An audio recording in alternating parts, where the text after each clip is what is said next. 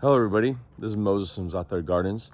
This is episode 23 of Gardening Without Edits. I'm going to show you something really cool right now. It kind of warmed my heart.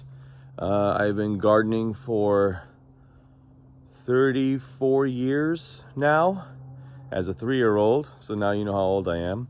As a 3-year-old with my grandmother, granted, I probably made her life go a little crazy in the garden more than being helpful, but let me show you something right now. So if you've been watching me for a long time, a lot of what I've learned is from my grandmother. Right here is a cutting, long ago cutting, from my grandmother's grape plant. Right here is a Thompson grape. Her grape plant is, the base is this, I can't even wrap 2 hands around it. So I got a cutting from that long ago, and it came out of dormancy.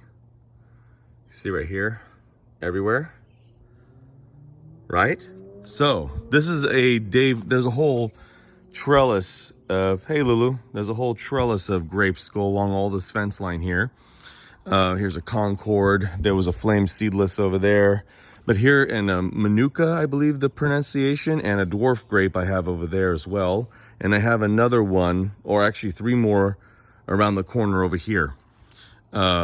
Hitrom, I think, Hitrom. But anyways, this is a Dave Wilson Thompson right here. These were planted the same time.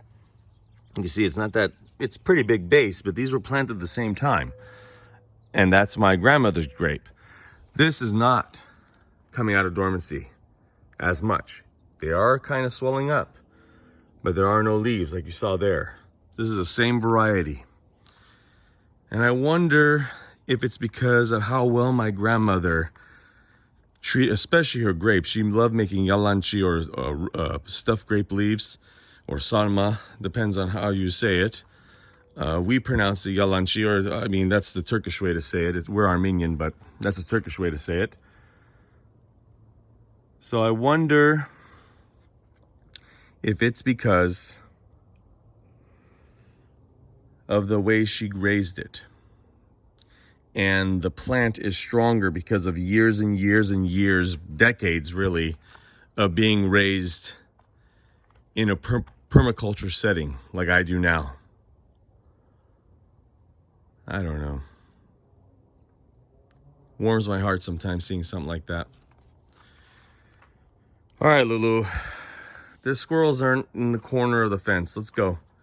Happy gardening, everyone. Bye.